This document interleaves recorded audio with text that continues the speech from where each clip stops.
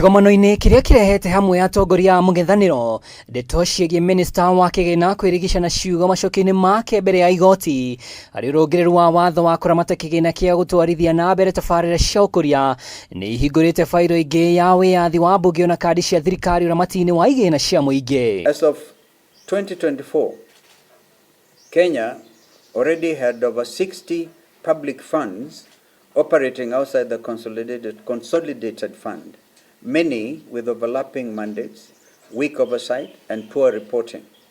A proliferation, the control of budget has flagged as a major governance risk.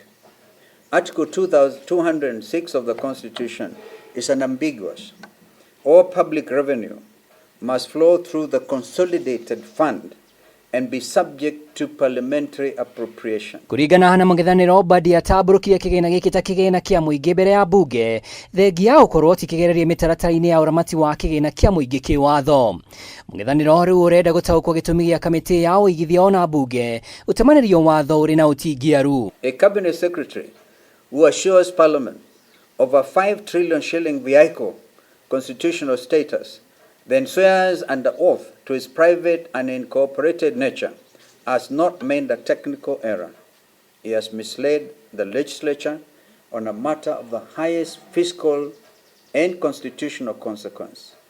Under Article 153, Subarticle 4 of the Constitution, the National Assembly must summon CS Bandi to reconcile his parliamentary presentations with his court testimony. Kalonzo augite kuri na igĩna ingĩ 60 irarutithio wĩra nja wa mbunge na ũguo nĩ mũtino mũnene kwagarara mbunge ũramati-inĩ wa kĩgĩna kĩa mũigana wa trilioni 5. What we know is that they are creating a fund that will not go through parliament, that will not be subject to audit. In our honest view, they are creating a fund for his re-election. He wants 5 trillion shillings that is not approved by parliament, that is not audited by the Auditor General, for bribing the people of Kenya. That is the situation. MBADI agĩtetera kĩgĩna gĩkĩ mbere ya kamĩtĩ ya bajeti Jumatatũ kiumia-inĩ gĩkĩ augĩte itemi inene nĩ kũgucĩrĩria honge kĩũmbe waki-inĩ wa tabarĩra cia mwanya handũ-inĩ ha gũkomba. Ihinda-inĩ o rĩu Mung'ethaniro nĩwendekithĩtie thũgũrĩ cia wendia wa kambuni cia Safaricom na Kenya Pipeline ikanjwo na maũndũ mothe macikonie maanĩkwo mũingĩ-inĩ ona makuruhanio ta Mung'ethaniro. Direct the Public Investments Committee to conduct a full postmortem of the KPC IPO, including pricing methodology, advisor selection, underwriting conduct, and retail participation outcomes.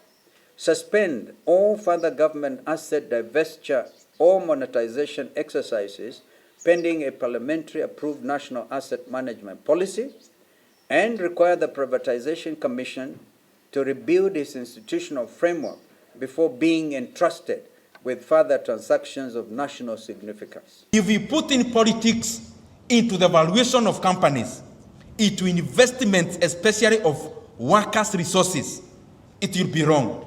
And if it's money they wanted, you don't need to force a company like KENYARI to buy.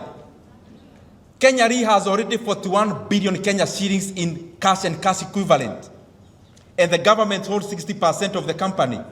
You would have just told KENYARI to pay a special dividend, and you get your money as government without necessarily forcing KENYARI, which is 40 owned by ordinary, normal, innocent Kenyans, to invest into a sham. Handũ-inĩ ha Kameme TV rĩtwa rĩakwa nĩ Mwaura wa Ndung'u.